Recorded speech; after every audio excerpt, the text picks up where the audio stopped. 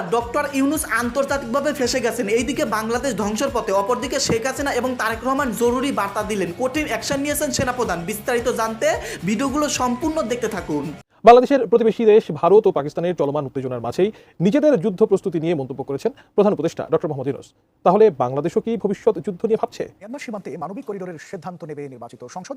এ নিয়ে রাজনৈতিক দলগুলোর সাথে আলোচনা না করায় অন্তর্বর্তী সরকারের সমালোচনা করেছেন বিএনপির ভারপ্রাপ্ত চেয়ারম্যান তারেক রহমান। বৈষম্যহীন দেশ গড়তে ঐক্যের ডাক দিলেন বিএনপির ভারপ্রাপ্ত চেয়ারম্যান তারেক রহমান। সরকারের একটি অংশ সংস্কার ও নির্বাচনকে মুখোমুখি দাঁড় করিয়ে অনৈক্য সৃষ্টির চেষ্টা করছে উল্লেখ করে এ নিয়ে সংশয় দূর করতে নির্বাচনের সুষ্ঠু রূপরেখা দাবি করেন তিনি। দর্শক বন্ধুরা, জাতিসংঘের মহাসচিব ডক্টর ইউনূসের গণেশ উল্টে দিলেন।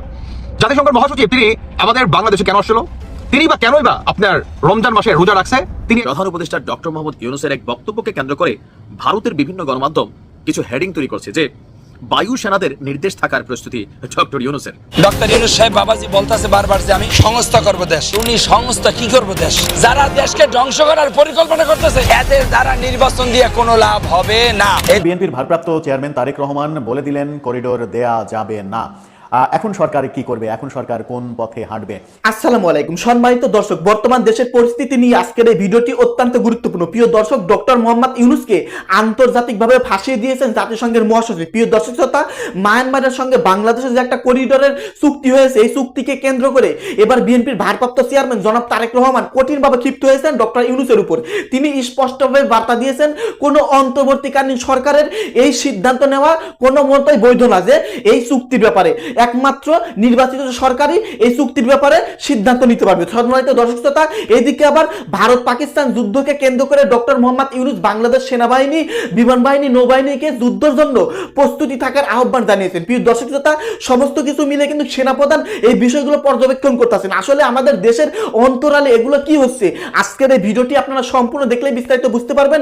গোপনে আড়ালে অন্তর্বর্তীকালীন সরকার কি করতে চাচ্ছে। দর্শক, বেশি কথা বাড়াবো না, আমরা সরাসরি মূল ভিডিওতে চলে যাই। আপনারা মনোযোগ সহকারে ভিডিওগুলো সম্পূর্ণ দেখতে থাকুন। আসসালামু আলাইকুম ওয়া রাহমাতুল্লাহি ওয়া বারাকাতুহু। দর্শক বন্ধুরা, জাতিসংঘের মহাসচিব ডক্টর ইউনূসের গণেশ উল্টে দিলেন। জাতিসংঘের মহাসচিব তিনি আমাদের বাংলাদেশে কেন আসলো, তিনি বা কেনই বা আপনার রমজান মাসে রোজা রাখছে?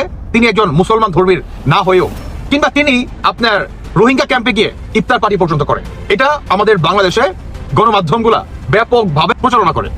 এখন এই জাতিসংঘের মহাসচিব তিনি এটাকে উল্টে দিলেন আপনার আমেরিকা থেকে একটা চিঠি পাঠিয়ে, যেদিকে আপনার ডক্টর ইউনূস কিংবা অন্তর্বর্তীকালীন সরকারের পক্ষ থেকে বলা হচ্ছিল যে জাতিসংঘের যে মহাসচিব তিনি আমাদের বাংলাদেশে আসছে, এটা হচ্ছে আমাদের বাংলাদেশের জন্য, বা বিশেষ করে আমাদের বাংলাদেশে যে রোহিঙ্গারা আছে এদের কিভাবে পুনরায় তাদের নিজ দেশে পাঠানো যায় এই প্রসঙ্গে।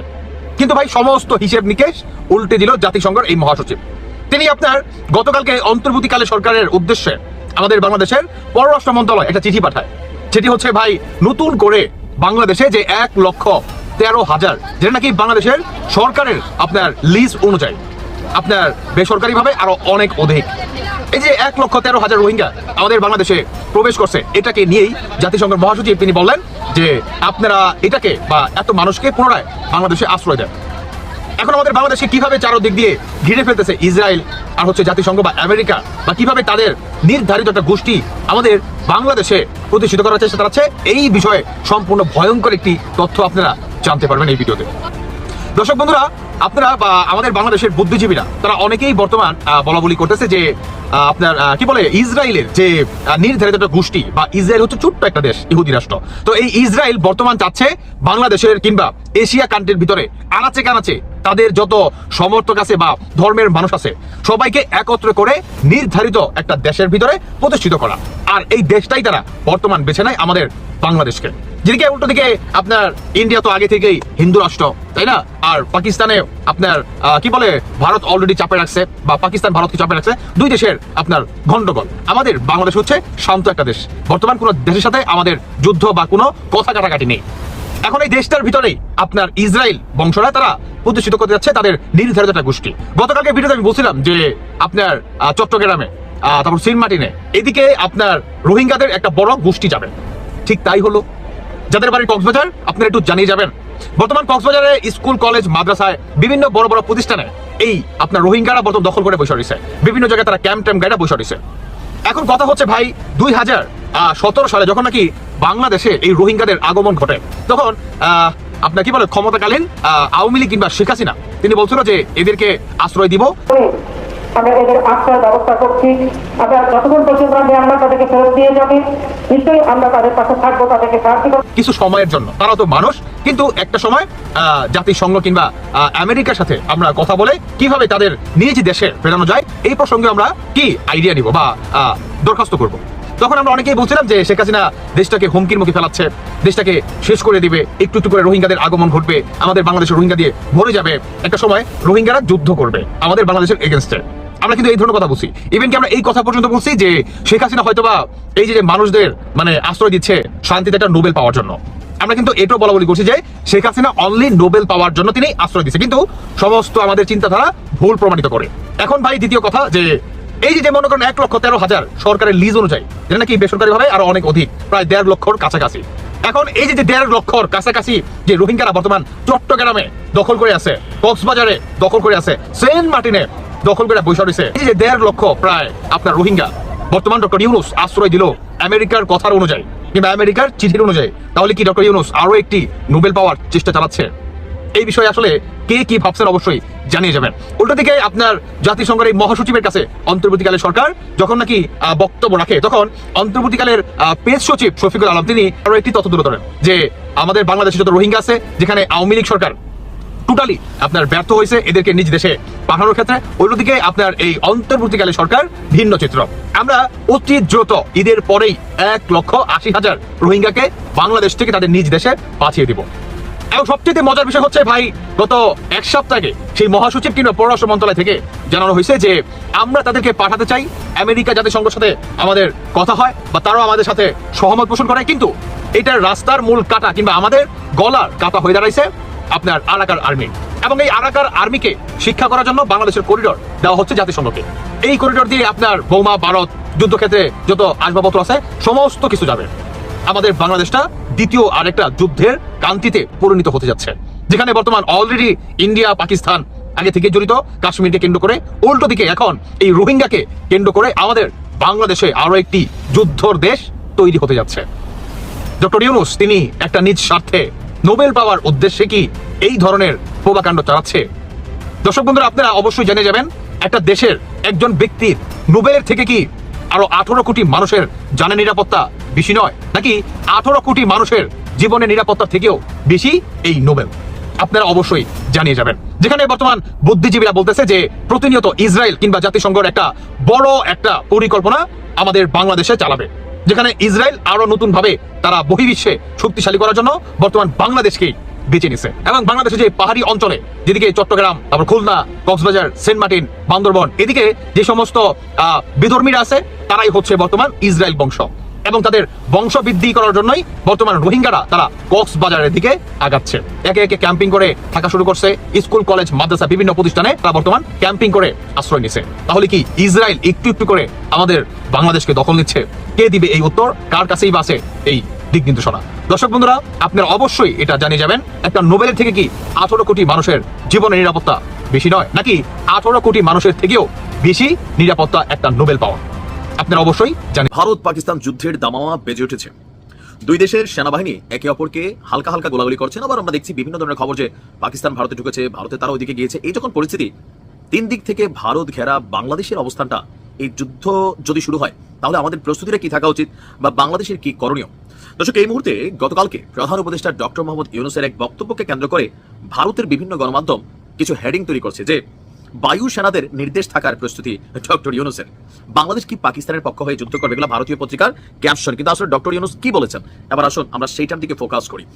ডক্টর ইউনূস বলছেন, আমরা এমন একটা বিশ্বে বাস করি যেখানে যুদ্ধের প্রস্তুতি না রাখাটা আত্মঘাতী। খুবই সুন্দর কথা, যে কোনো দেশের সেনাবাহিনীকে, বিমান, তারপর নৌ, সব বাহিনীকেই বেসিক্যালি প্রস্তুত থাকতে হয়। আর যেহেতু আমাদের প্রতিবেশী দুইটা রাষ্ট্র এখন যুদ্ধে লড়াই করতে যাচ্ছে, সো এই জায়গাতে আমাদের অবশ্যই নিজস্ব প্রস্তুতিটা থাকা জরুরি। বিমান বাহিনীর বার্ষিক মহড়া অনুষ্ঠানে ডক্টর ইউনূসের কিছু বক্তব্য আমার কাছে ভালোই লেগেছে। তিনি বলছেন, দেশের স্বাধীনতা, সার্বভৌমত্ব রক্ষার জন্য যোগ উপযোগী বিমান বাহিনী গড়ে তুলতে সরকারের প্রচেষ্টা অব্যাহত থাকবে। তার বক্তব্য, অনেকের মতন আমিও যুদ্ধ বিরোধী মানুষ। পৃথিবীতে যুদ্ধ হোক এটা কামনা করি না। যুদ্ধ প্রস্তুতি অনেক সময় যুদ্ধের দিকে নিয়ে যায়। কাজে আপনার যুদ্ধ প্রস্তুতি নিয়েও একটা ঘোরতর আপত্তি। কিন্তু আমরা এমন বিশ্বে বসবাস করি, প্রতিনিয়ত যুদ্ধের হুমকি আমাদের ঘিরে থাকে, তো সেখানে প্রস্তুতি নিয়ে না থাকা এটা অসম্ভব হয়ে পড়ে। অপরদিকে তিনি বলছেন, আমাদেরই কাছে ভারত পাকিস্তান যুদ্ধ শুরু হয়ে যাওয়ার মতন অবস্থার মধ্যে রয়েছে। তো এখন এই মুহূর্তে তিনি বলছেন যে সকালে খবর দেখলাম, হয়তোবা গুজব, যে আজকেই শুরু হয়ে যাবে যুদ্ধ। এটা গুজব না, বেশ কিছু পত্রিকা এটা প্রকাশ করেছিল যে 24 থেকে 36 আবার মতান্তরে 72-এর মধ্যেই আপনার ভারত পাকিস্তানে হামলা করতে যাচ্ছে, এমনকি পাকিস্তানের গোয়েন্দা তথ্য এভাবে আসছে। তো ডক্টর ইউনূস বলছেন, কাজে এই পরিস্থিতির মধ্যে যুদ্ধের প্রস্তুতি না নেওয়াটা আত্মঘাতী। প্রস্তুতি নিতে হলে আধা আধি প্রস্তুতির কোনো জায়গা নেই। এটা এমন একটি পরিস্থিতি, জয়ই একমাত্র অপশন, পরাজয় এখানে কোনো অপশন হতে পারে না। কাজে আমাদের প্রস্তুতি কত উচ্চ পর্যায়ে নিতে পারি তার চেষ্টা থাকতেই হবে, যোগ করেন তিনি। এছাড়াও যুদ্ধ নিয়েও বাংলাদেশের বর্তমান ইস্যু তিনি সামনে আনছে যে আমাদের অর্থনীতি দুর্বল অবস্থায় আছে, এমনিতে বাংলাদেশ মজবুত অর্থনীতির দেশ হয়ে গড়ে উঠতে পারেনি, তার মধ্যে বিগত সরকারের অ্যাক্টিভিটিস প্লাস আমাদের সামগ্রিক স্ট্র্যাটেজি ঠিক করতে হবে, শান্তির দিকে হাত বাড়িয়ে রাখতে হবে সবসময়, কিন্তু প্রস্তুতিও থাকতে হবে। মানে আমরা নিজ থেকে কোনো দেশের সাথে যুদ্ধে যাওয়া অথবা কোনো দেশের সাথে হাত মিলে এই যুদ্ধে কানেক্ট হওয়া এটা জরুরি না, তবে আমাদের উপরে আসলে আমরা পাল্টা জবাব দিতে হবে। আসলে আমাদের এই সক্ষমতা বাস্তবতা হচ্ছে নাই। তো বিমান বাহিনীতে তিনি বেশ কিছু পজিটিভ বক্তব্য বলছেন যে বিমান বাহিনীতে আমাদের অত্যাধুনিক প্রযুক্তির আরো বেশ কিছু যুদ্ধ বিমান আমাদের বিমান বহরে যোগ হবে, এটা তিনি আশ্বস্ত করেছেন। এর আগেও আওয়ামী লীগ সরকারের সময়ও শেখ হাসিনা সরকারও কিন্তু মোটামুটি আমাদের বিমান বাহিনীর জন্য সম্ভবত কয়েকটা যুদ্ধ বিমান কিনছিলেন। বাট আমি বরাবরই বলি যে আমাদের সামরিক খাতটাতে আরো বাজেট বাড়ানো উচিত, সামরিক খাত আরো শক্তিশালী করানো উচিত। সেনাবাহিনী, বিমান বাহিনী, নৌবাহিনী, অত্যাধুনিক প্রযুক্তির ভান্ডার আপনার কাছে থাকতে হবে। না থাকলে আপনি মিয়ানমারও গুতা মারবে, ভারতও গুতা মারবে, কাম লাগলে আবার পাকিস্তান গুতা মারবে। সো আমাদের প্রিপেয়ার হওয়া উচিত। ডক্টর ইউনূস সাহেব বাবাজি বলতেছে বারবার যে আমি সংস্থা করব দেশ। উনি সংস্থা কি করব দেশ? যারা দেশকে ধ্বংস করার পরিকল্পনা করতেছে এদের দ্বারা নির্বাচন দিয়ে কোনো লাভ হবে না। এই দেশে নির্বাচন দেখতে হলে আওয়ামী লীগ লাগবে। আওয়ামী লীগকে নিয়ে সুষ্ঠুভাবে নির্বাচন চান, যতই দল করে এই দেশে দল দুইটা, একটা হলে আওয়ামী লীগ, একটা বিএনপি। ফাও সিলে করে লাভ নাই, জনগণ সুষ্ঠু নির্বাচন চায়। বাংলাদেশে যারা নির্বাচনের লেগে পাগল হয়ে গেছে, সে যে দলের হোক, আওয়ামী লীগ হোক, বিএনপি হোক, জামাত হোক, হেফাজত হোক, নির্বাচন বাবা ইউনূস দেবে, একটু সময় লাগবে। আর যেটা বলতেছে বর্তমান ডক্টর ইউনূস সাহেব বাবাজি বলতেছে বারবার যে আমি সংস্থা করব দেশ, আর উনি সংস্থা কি করব দেশ? এই দেশে ধর্ষণ হইতেছে, মার্ডার হইতেছে, খুন হইতেছে, হ্যাঁ, কোনো বিচার নাই, পুলিশের মারতে আছে, সেনাবাহিনীর হুমকি দিতে আছে, কি সংস্থাটা হইবে দেশের ভিতরে? আপনার যারা সংস্থা করব দেশ, যারা দেশকে ভালো পরিকল্পনা করবো, নাগরিক পার্টির দেখলাম 40 জন লইয়া মিটিং করতেছে, আওয়ামী লীগ নিষিদ্ধ, হুদা 40 জন, মিডিয়া খারাইছে আমার 50 জন। কালকের আগের দিন দেখলাম বিশ্ববিদ্যালয়ের এখানে সমন্বয়কের 5 জন হয়ে রয়েছে, আমার জাতীয় চ্যানেল যে সাইডে বই রয়েছে। হ্যাঁ, তো এদের দ্বারা এই নাগরিক পার্টি যারা দেশের ভিতরে উচ্ছৃঙ্খলা করতেছে, যারা দেশকে ধ্বংস করার পরিকল্পনা করতেছে, এদের দ্বারা নির্বাচন দিয়ে কোনো লাভ হবে না। এই দেশে নির্বাচন দেখতে হলে আওয়ামী লীগও লাগবে, বিএনপি লাগবে, জামাতও লাগবে, হেফাজত লাগবে। কোনো দলকে যদি কেউ বাতিল করার চেষ্টা করে, আওয়ামী লীগকে বাতিল করে যদি বিএনপি নির্বাচন করতে চায়, আওয়ামী লীগের কপালে আবার দুর্গতি নেমে আসবে। আমি বিএনপির ভাইদের কর্মীদের দৃষ্টি আকর্ষণ করবো, আওয়ামী লীগকে নিয়ে সুষ্ঠুভাবে নির্বাচন যান। আর যদি একা একা নির্বাচন যান, আপনাদের আমও যাইব, সালাও যাইব। এদেশে বিএনপিকে নিয়ে একটা ষড়যন্ত্র চলতেছে, আওয়ামী লীগকে নিয়ে একটা ষড়যন্ত্র আছে।